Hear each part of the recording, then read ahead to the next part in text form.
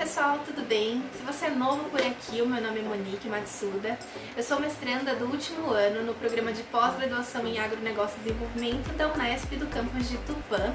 E hoje eu vim aqui conversar com vocês um pouquinho sobre Comitê de Ética em Pesquisa. Eu separei algumas dicas que eu fui elaborando durante o meu processo de enviar o meu projeto para o Comitê de Ética em Pesquisa. E se você tem interesse em saber o que você deve preparar para o Comitê de Ética em Pesquisa, como é esse processo, então continua assistindo esse vídeo. Bom, pessoal, então vamos lá. Uma das partes mais importantes de um projeto de pesquisa que envolve o estudo de outras pessoas, de uma empresa ou projetos de pesquisa relacionados à área da saúde é quando nós enviamos o nosso projeto para o Comitê de Ética em Pesquisa. E para que serve esse processo todo?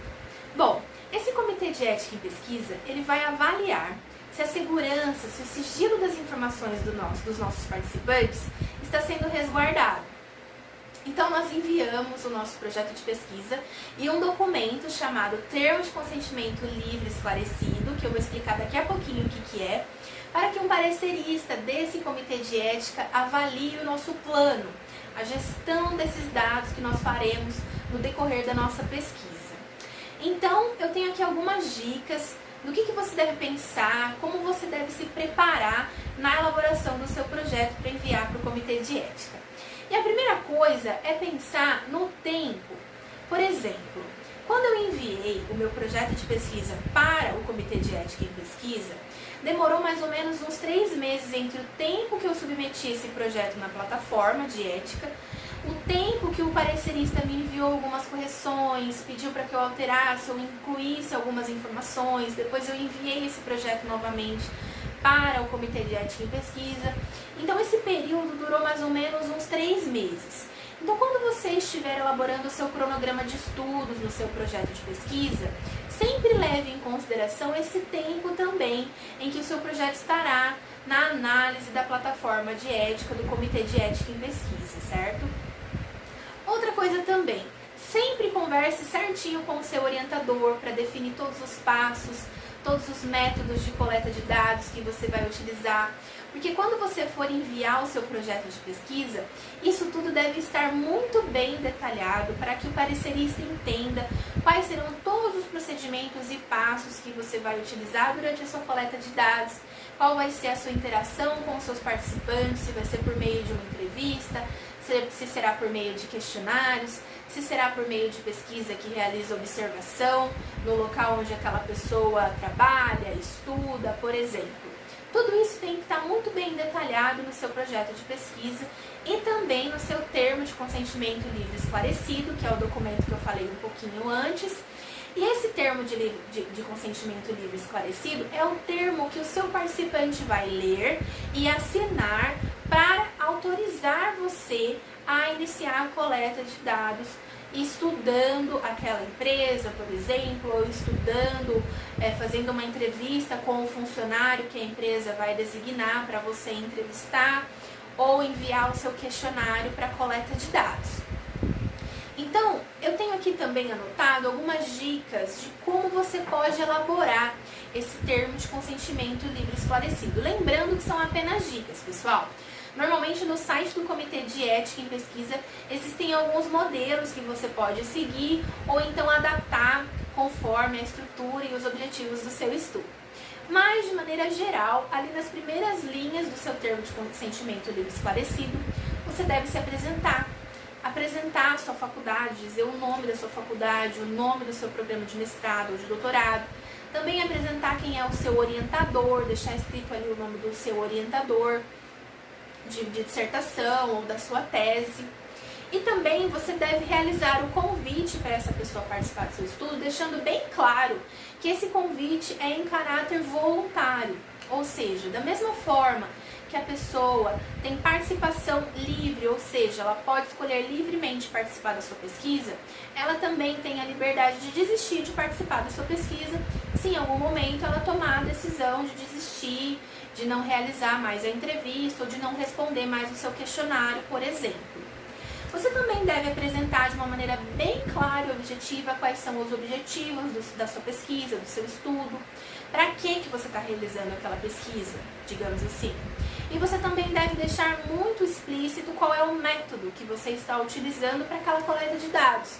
Se é por meio de entrevista, questionário, uma observação ali no local onde aquela pessoa trabalha, estuda.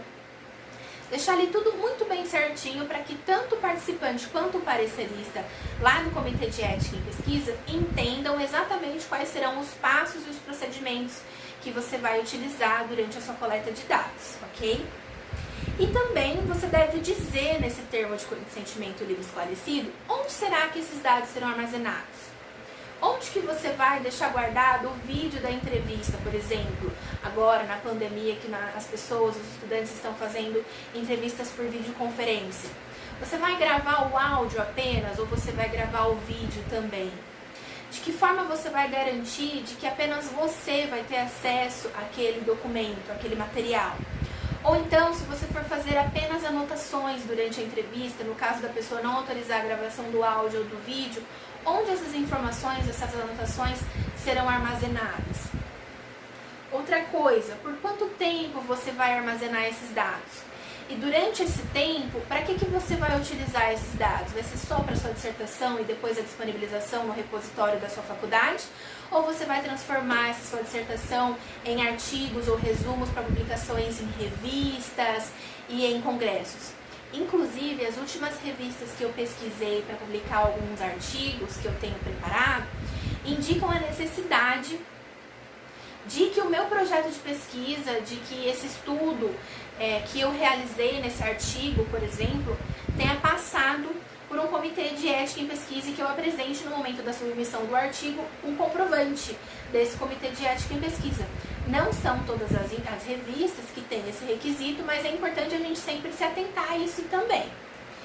E por fim, você deve disponibilizar um e-mail, um contato, para que se aquela pessoa, depois de ler o seu termo de consentimento livre esclarecido, ou no momento que ela estiver lendo aquele termo, se não estiver ali com você, se você tiver enviado, por exemplo, esse termo, ou por e-mail, ou por telefone, por exemplo, deixar sempre um contato para que aquela pessoa entre em contato com você a qualquer momento que ela sinta alguma dúvida, que ela tenha algum questionamento para que precise de esclarecimentos, ok?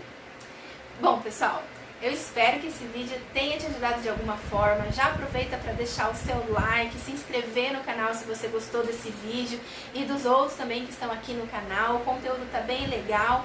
Eu estou gravando vídeos de uma forma bem resumida, mas eu acredito que esteja ajudando bastante vocês que têm essas mesmas dúvidas que eu fiquei durante o meu projeto de escrita da minha dissertação, do meu projeto de pesquisa. E se você tem alguma ideia, alguma dica de conteúdo, alguma crítica, você pode deixar escrito aqui nos comentários, que depois eu respondo. Eu vou ficar muito feliz de ter essa interação com vocês.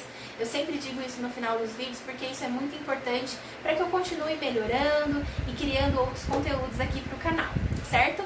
Pessoal, nós nos vemos então no próximo vídeo. Tchau, tchau!